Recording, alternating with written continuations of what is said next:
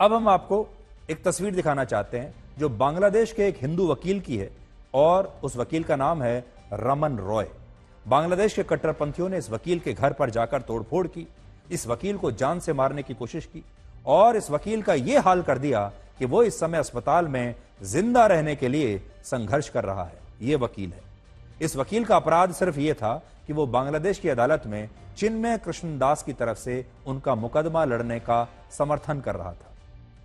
चिन्मय कृष्णदास पिछले कई महीनों से बांग्लादेश में अल्पसंख्यक हिंदुओं के खिलाफ हिंसा को रोकने के लिए एक कानून बनाने की मांग कर रहे थे, लेकिन पिछले महीने बांग्लादेश की सेना ने उन्हें देशद्रोह के आरोप में गिरफ्तार कर लिया और जेल में डाल दिया। इस्लामिक कट्टरपंथियों ने धमकी दी कि जो वकील उनका मुकदमा लड़ेगा उसका अंजाम बहुत बुरा होगा और इन कट्टरपंथियों ने यही किया और इस वकील के घर में घुसकर उसकी यह हालत कर दी। इस हमले के बाद अब बांग्लादेश में एक भी वकील चिन्मय कृष्णदास का मुकदमा लड़ने के लिए तैयार नहीं है। आज अदालत में उनकी जमानत याचिका पर सुनवाई होनी थी, लेकिन उनकी तरफ से अदालत में एक भी वकील पेश ही नहीं हुआ और इसके कारण अदालत ने इस मामले की सुनवाई अब 2 जनवरी तक के लिए टाल दी है। यानी अब 2 जनवरी तक उन्हें जेल में रहना पड़ेगा।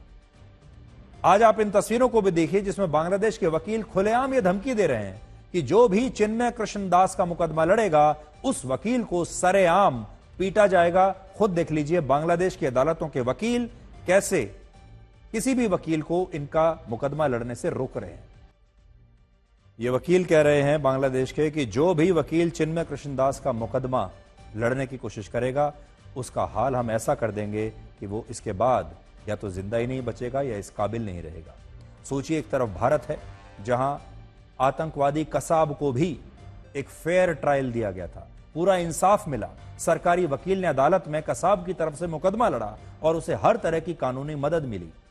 इसी देश में आतंकवादी याकूब मेमन की फांसी रुकवाने के लिए सुप्रीम कोर्ट को आधी रात को खुलवा दिया गया और आतंकवादी अफजल गुरु की फांसी को रुकवाने के लिए बड़े बड़े शिक्षाविद, वकीलों ने और बहुत सारे हमारे सो कॉल्ड धर्मनिरपेक्ष लोगों ने राष्ट्रपति को दया याचिका भेजी। इसके बावजूद लोग कहते हैं भारत में संविधान खतरे में है, भारत का लोकतंत्र खतरे में है, हमारी अदालतें बिकी हुई हैं और भारत में अल्पसंख्यक मुसलमान खतरे में हैं। और दूसरी तरफ बांग्लादेश है जहां हिंदुओं के खिलाफ हिंसा का विरोध करने वाले एक पुजारी को देशद्रोह के आरोप में गिरफ्तार करके जेल में डाल दिया जाता है और अब अदालत में उसके खिलाफ मुकदमे का विरोध करने वाले वकील पर कट्टरपंथियों ने जानलेवा हमला किया है। आज उसे एक वकील तक नहीं मिल रहा और अब अदालत में एक भी वकील चिन्मय कृष्णदास का मुकदमा लड़ने के लिए तैयार नहीं है। इस सब के बावजूद बांग्लादेश का संविधान सुरक्षित है, न्यायिक व्यवस्था सुरक्षित है और बांग्लादेश में हिंदुओं को भी कोई खतरा नहीं है। भारत और बांग्लादेश में एक बड़ा अंतर यह है कि हमारे बहुत सारे विश्वविद्यालयों में भी ऐसे छात्र आज भी मौजूद हैं जो अफजल गुरु जैसे आतंकवादियों को महान बताते हैं, उनके समर्थन में नारे लगाते हैं, कहते हैं अफजल गुरु हम शर्मिंदा हैं, तेरे कातिल जिंदा हैं। लेकिन बांग्लादेश में ऐसा नहीं होता।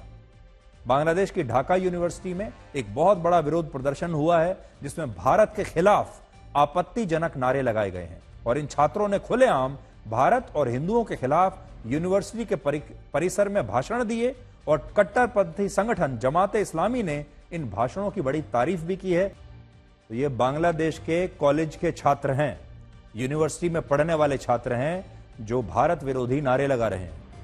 बांग्लादेश में हिंदुओं के साथ जो कुछ भी हो रहा है वो बहुत चिंताजनक है और डरावना है। इस्कॉन ने कई शहरों में अपने मंदिरों के बाहर होने वाले कार्यक्रमों को वहां बंद कर दिया है और दावा है कि इस्कॉन के अनुयायियों ने भगवा कपड़े पहनकर मंदिर से बाहर जाना बंद कर दिया है क्योंकि वो डर गए हैं।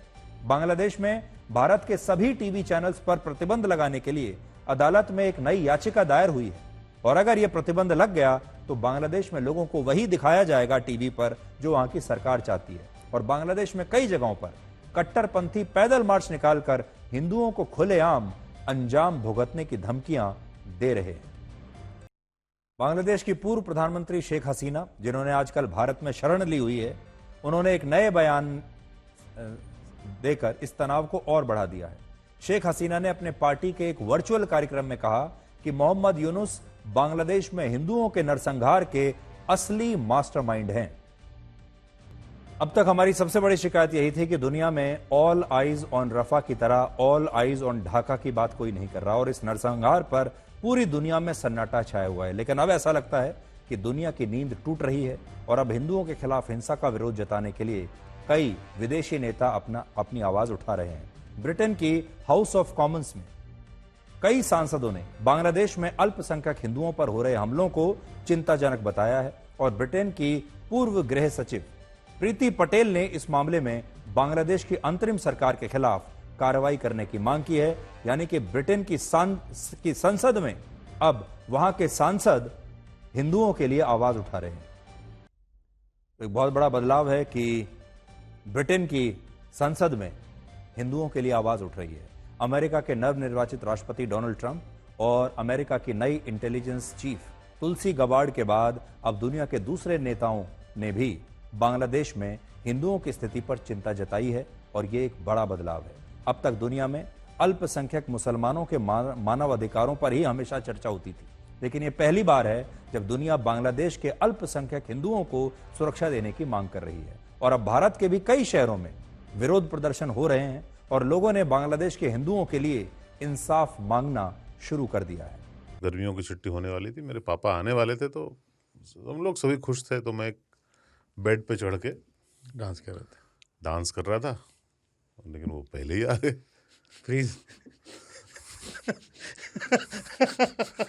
तो मैं उस समय तो कंटिन्यू नहीं कर सकता था ना, तो फ्रीज फ्रेम टाइप का हो गया। कसम पैदा कर